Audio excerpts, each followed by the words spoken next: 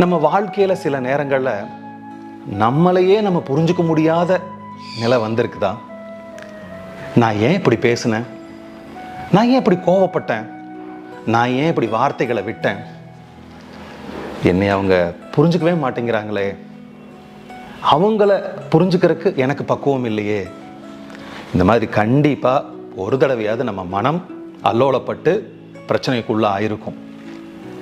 இப்படியெல்லாம் நீங்கள் யோசிச்சிங்கன்னா அதுக்கு காரணம் ஒரே ஒரு வார்த்தை, என்னன்னா சன்ஸ்காரம்.